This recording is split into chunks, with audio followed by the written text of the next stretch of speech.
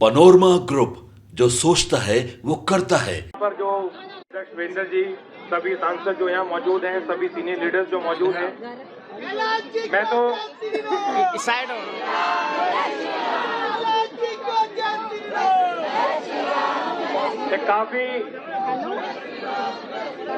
काफी लंबा समय आम आदमी पार्टी में बिता के मैं आज बीजेपी के परिवार में शामिल हुआ हूँ। आज का जो प्रोटेस्ट है, आज का जो प्रदर्शन है, जो मुद्दा है, इसके बारे में मैंने जब आम आदमी पार्टी छोड़ने का निर्णय लिया, ये वन ऑफ द इश्यूज है जिसका जिक्र मैंने अपनी चिट्ठी में किया। और मेरे ख्याल से इस तरह की कंट्रोवर्सी या इस तरह का विवाद अगर कोई भी व्यक्ति अगर राजनीति में है, पॉलिटिकल लाइफ में है, पब्लिक लाइफ में है, तो वो उसकी बात छोड़िए कि वहाँ पर क्या बना और क्या कितना पैसा लगा। मैं ये समझता हूँ कि अगर विवाद भी अगर पैदा हुआ तो वो बहुत बड़ी बात है।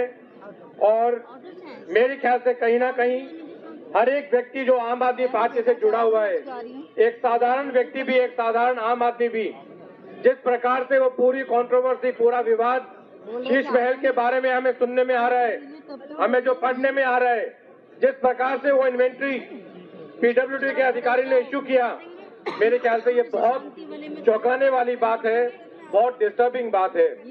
और मैं इतना ही कहूंगा कि मैंने पूरी ईमानदारी के साथ और पूरी निष्ठा के साथ अपने राजनीतिक जीवन में काम किया। 2015 से लेकर आज तक मैं भी अपने ही निवास पे 2-3 बेडरूम के फ्लैट में वसंत कुंज में ही रह रहा हूँ। मेरा आवास सिविल लाइन से बंगलो था। मैंने ना कभी बंगलों को देखा और ना मैंने कभी वहां शिफ्ट किया। मैंने अपने ही आवास में रह के राजनीति की और आगे आने वाले दिन में भी मैं ये वादा करता हूँ कि जिस प्रकार से एक बढ़िया साफ सुथरी राजनीति हम करते आए, जिस प्रकार से मैंने पूरी ईमानदारी के साथ अपना राजनीतिक जीवन आगे बिताया, क्योंकि मेरा लक्ष्य सिर्फ एक था कि अगर राजनीति में मैं तो वकालत करता था, अपनी वकालत छोड़ के हम आम आदमी पार्टी से 2015-2014 में जुड़े, अन्ना आंदोलन के टाइम से। और मेरा मकसद सिर्फ एक था कि किस प्रकार से दिल्ली वासियों की सेवा की जाए, किस प्रकार से दिल्ली का विकास किया जाए। और मुझे पूरा यकीन है कि 2025 के चुनाव में बीजेपी सरकार बनाएगी और दिल्ली की चाबी नरेंद्र मोदी जी के हाथों में देगी। यही लक्ष्य मेरा है। और मैं आप लोगों से वादा करता हूं कि मैं अपनी पूरी ईमानदारी के साथ हर एक बीजेपी के कार्यकर्ता के साथ कंधे से कंधा मिला के ये मकसद को पूरा करेंगे। मेरा यही आप सबको कहना है। मैं हर एक कार्यकर्ता को ये भी कहता हूं कि मुझे अपना भाई, अपना बेटा, अपना जो भी कुछ समझ के आप सब लोगों का पूरा अधिकार है कि जिस भी प्रकार से अगर मेरा योगदान किसी भी रूप में आपको लगता है कि मेरा योगदान कहीं भी, तो मैं आपके साथ 24 घंटे 365 दिन आप मुझे खड़ा हुआ मिलेंगे। यही मुझे कहना था। बीजेपी के परिवार से मैं नया जुड़ा हूं। मेरा आप सब लोगों से अनुरोध है, क्योंकि मैं समझता हूं किसी पार्टी की अगर कोई ताकत है तो वो नेता नहीं, हर एक कार्यकर्ता जो यहाँ खड़ा है वो है।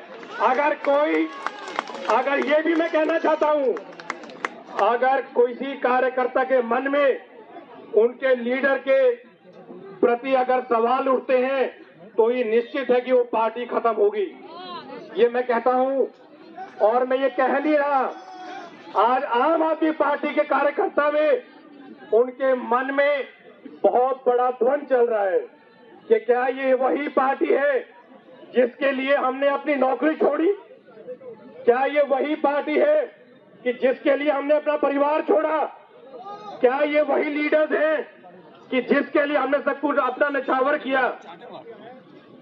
और मेरे ख्याल से मैंने अपनी चिट्ठी में जो लिखा है, मैंने अपनी जो प्रेस स्टेटमेंट में जो कहा है, मैंने बिल्कुल कहा। ये लोग कहते हैं कि मैं ईडी सीबीआई से डर के आया। मैं पूछना चाहता हूं कि मेरे अगेंस्ट कौन सा केस है? आप बताइए कौन सा ईडी का केस मेरे अगेंस्ट है? मैं हर एक पार्टी, आम आदमी पार्टी के लीडर से वो चिल्ला के कह रहे हैं प्रेस स्टेटमेंट में मैं उनसे पूछना चाहता हूं, मैं उनको चैलेंज करता हूं, वो आके बताएं कि सीबीआई में मेरा कौन सा केस है, वो बताएं कि इनकम टैक्स में कौन सा केस है, वो बताएं कि ईडी के पास जब जब ईडी ने मुझे बुलाया तब तब मैं गया और पूरा कोऑपरेट किया। जब जब सीबीआई ने बुलाया, जब जब मैं गया, मैं भागा नहीं। मैंने उनके समन, जब भी किसी भी इन्वेस्टिगेशन एजेंसी का समन आया, मैंने जाके उनकी इन्वेस्टिगेशन में पूरा कोऑपरेट किया, जितनी बार बुलाया। और आगे भी अगर कोई इन्वेस्टिगेशन एजेंसी बुलाएगी तो हम डरने वाले नहीं है। वो कह रहे हैं कि कैलाश गहलोत डर के भाग गया।